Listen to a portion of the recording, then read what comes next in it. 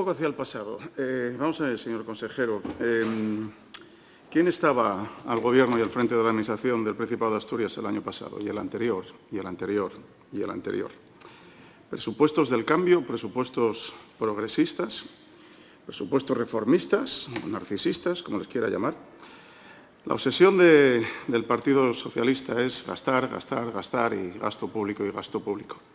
Y no importa tanto el cuánto, en nuestra opinión que consideramos libre, porque como nadie nos ha llamado para ni siquiera darnos los buenos días en esa famosa concertación, gastar no es tanto el cuánto, sino el cómo, en ver el valor añadido que aporta a la sociedad asturiana a lo que ustedes gastan. Y comparar ese valor añadido, insisto, yo también le doy un margen de maniobra, esperemos que lo haga mejor que su predecesora, sino comparar ese valor añadido que veremos repercutir dentro de un año, dentro de 2, de 4, con tan pocas esperanzas, como ha dicho el compañero diputado, con el detallamiento añadido que le supone a los asturianos esta financiación. Se ha hecho aquí referencia a la financiación. Voy a coger 2 ejemplos. El que ha dicho usted, por ejemplo, esos 29 millones que considera perdidos.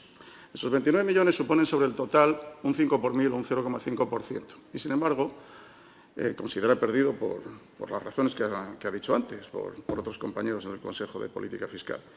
Sin embargo, incrementan ustedes el gasto personal un 8%, mucho más que esos 29 millones que nos ha reprochado, que nosotros no tenemos en consideración, sobre todo por los 20 nuevos altos cargos. Otro ejemplo, ha hecho referencia una compañera anterior al impuesto patrimonio, al impuesto sobre sucesiones. En cifras macro, lo suyo es hablar de términos relativos. Eso es el chocolate del loro, y me va a perdonar la impresión. Las comunidades autónomas se están financiando vía transferencias del Estado, vía transferencias Unión Europea.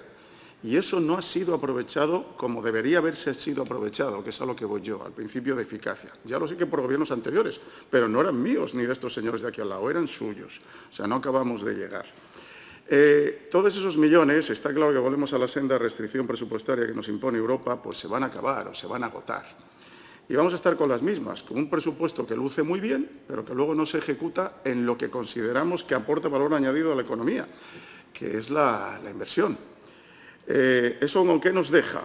Con sus famosos servicios públicos maravillosos y esenciales. Bueno, pues eso también hay que computarlo. Usted dice que va a corregir las listas de espera. ¿Quién ha creado las listas de espera en estos años? ¿Gobiernos de otro signo? No, las han creado ustedes. O sea, que tampoco es tan maravilloso esos servicios. Esperemos que usted lo arregle todo, que para eso ha venido. Luego, por otro lado, como hacía referencia, el otro 50% pues, se dedica a extraérselo al bolsillo de los ciudadanos. Consideramos que el crimen, visto lo que se ha dicho por aquí, no me voy a cortar, el crimen mayor es no haber deflactado y seguir R que R con las tarifas del IRPF que están en su potestad. Los tributos cedidos, patrimonio, sucesiones, 4 cosas, insisto, son el chocolate del loro. Nos financiamos por las transferencias de Europa y nos financiamos sobre todo por los impuestos de los que no tenemos gestión, como son IRPF, IVA, especiales y más. De ahí esos 1.700 millones. Y no hay cosa más antiprogresiva, más injusta, que un tipo fijo, por un lado, en los impuestos indirectos. El impuesto sobre hidrocarburos lo paga el rico y el pobre, ya que tienen tanta obsesión con el rico, en términos porcentuales, como el mantener el tancredismo con la tarifa del IRPF. Ustedes pueden manejar el mínimo personal y familiar, no me hizo caso. Muchas de sus brillantes o publicitadas deducciones en cuota no van a llegar a las rentas bajas. No hay ni una sola. Usted siempre desvía a que no tiene potencia para mover la fiscalidad empresarial porque no maneja el impuesto sobre sociedades, pero es que en IRPF no hay ni una sola deducción en cuota para el empresario persona física. Hay algo para el medio rural, pero insisto, no llega, son 4 cosas.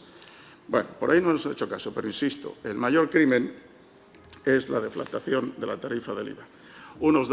Del IRPF. 4 datos. Con estos presupuestos y los que han precedido, lo que hemos visto es que Asturias es la segunda región con mayor presión fiscal del país, la región donde más autónomos han cerrado las persianas, la región con el tipo de IRPF más alto para las rentas bajas y la segunda región, solo por detrás de La Rioja, con peor ejecución presupuestaria. La ejecución de los ingresos supera el 90%, pero la ejecución de las inversiones productivas roza con poco el 50%, se mire como se mire. Nos vendieron los fondos europeos como el maná de Europa. Pero después de escuchar a 70 personas, como le decía algún compañero el lunes, personas independientes que no vinieron aquí con sesgo político, sino a hablar de lo que sabe cada una, desde lo más pequeño a lo más grande, solo hemos visto a dos aplaudirles, precisamente los representantes de UGT y de Comisiones Obreras, el sindicato hermano y el primo. Y los demás, pues, que no les llega. Señor consejero, sabe que cuenta con todos mis buenos deseos, pero en el entorno en el que se mueve y con las influencias en las que se mueve y, sobre todo, la experiencia, como ha dicho algún compañero, de los años anteriores, me temo que estos presupuestos, una vez más, no llegarán a ese valor añadido que esperamos que redunda en el ciudadano. Muchas gracias por comparecer.